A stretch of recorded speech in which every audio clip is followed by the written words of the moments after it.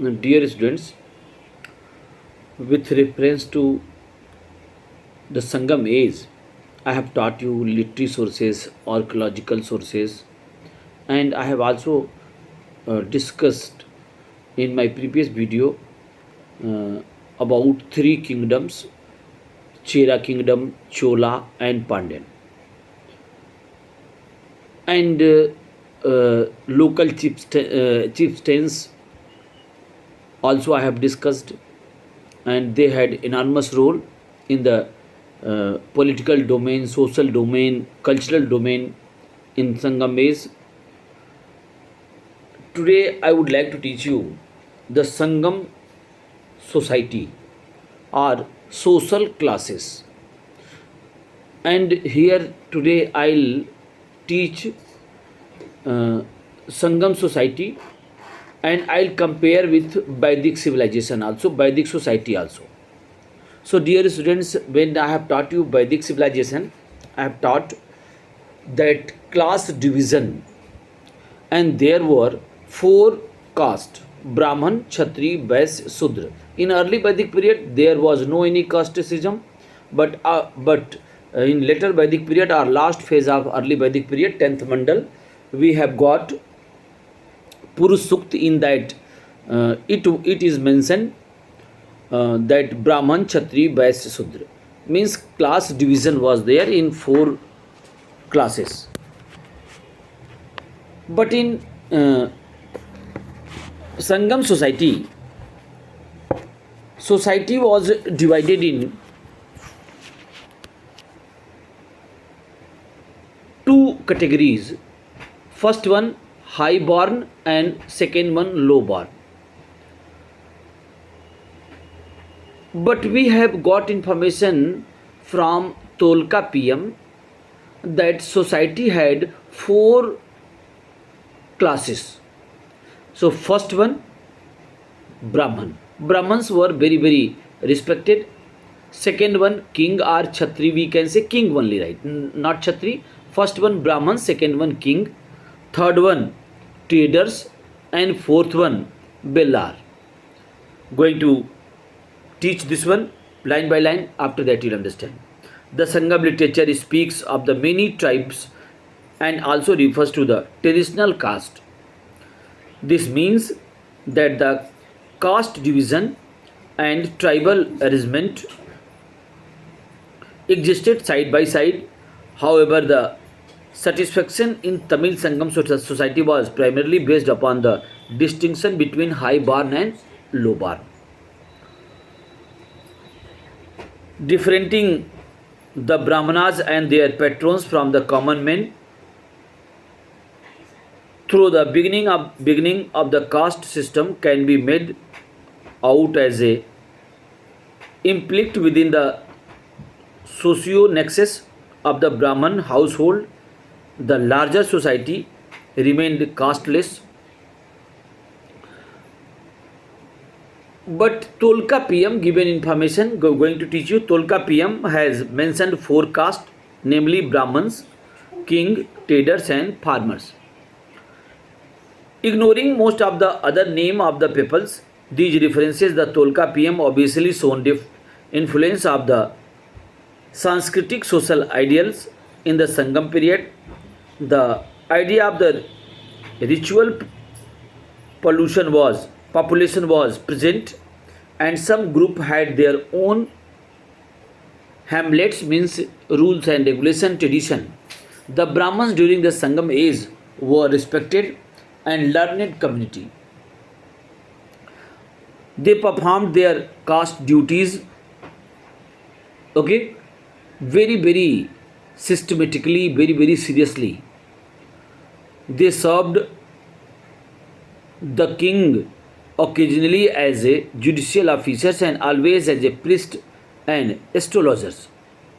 They were attached to the land and were proud to their country and their motherland. About this point about Brahmins, it seems that trade was common in both the West and Bellas. The West were assigned the duty of learning, performing sacrifice, making gifts, agriculture, protection of cow and trade.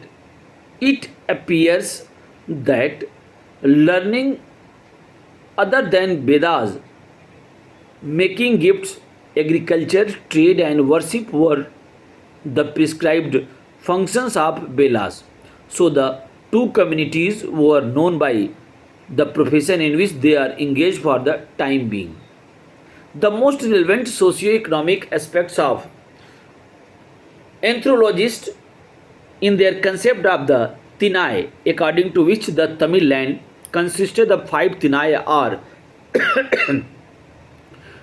physiographical division physiographical division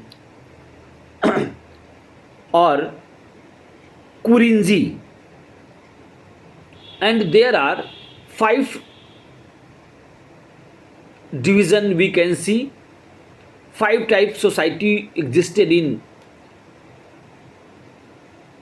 Sangam society, and this system is known as Tinai system. And about Tinai system, we are getting information by Tamil poems. The poems in the anthologies describe the mode of human adoption in each Tinai and the various social groups there. Only Tinai system is little bit difficult in Sangam age, and if you'll see my video after that, you people will be very comfortable. Dear students, if you'll go any places, in which place no fertile land will be there, then definitely in those area we can see that plundering will be there, cattle lifting will be there, means stealing of the cattle will be there. If fertile land will be there, so people will be engaged in their agricultural activities, and peace will be there in that area, because all people were involved in agriculture. They are working hard, and after that getting money. If you will go to hilly area, so zigzag area will be there. In zigzag area, farming not possible, but in hilly area, green grass will be there. So that will be very suitable for animals, and the profession of the people will be there. Gatherer and cattle rearing will be there, and hunting will be there in that area. If we'll go to coastal area, so if we'll go to coastal area, so fishing will be occupation. So it is a common things whatever I have taught you. Same thing you can see in Tinai. Each and every Tinai, we can see different professional groups are there. First one, hilly area. Inhabitants of the hilly areas were hunters and gatherers. Second one is there,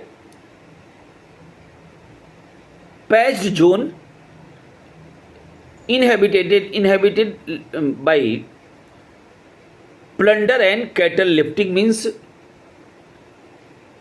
patched zone means not fertile, drought type, Rajasthan type, we can say Sahara type land. In the pastoral tract, the inhabitants subsisted on the shifting agriculture and animal husbandry, and wetland was inhabited by the people subsisting of the plough agriculture, like suppose in Gorakhpur area, or we can say eastern UP, western UP, or UP and some part of Bihar, very fertile land is there. So that will be wetland, means where it can be easily means it will irrigation facility will be available in that area, and that area will be fertile zone, or we can say doab area also will be considered wetland. So wetland is very important, and maximum population are living in wetland. Okay, so wetland means in which area maximum population are living. And the last Tinai, littoral land was inhabited by those dependent on the fishing and salt extraction.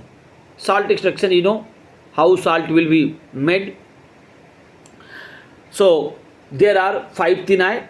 First one, hilly area. In hilly area, what will be there? Hunters will be there, gatherers will be there. Second one, priest zone, and I think that not fertile land. In that area, plundering will be there, cattle lifting will be there, and pastoral track. I think shifting agriculture and animal husbandry taken place in that area, and wetland means maximum populations who are living, and agriculture was main profession of those people who are living in that area. And littoral land, basically two type of people who are living. First one they involved in fishing, and second one salt extraction. So in this video only this much, and next video I will teach other part of Sangam society. Thank you.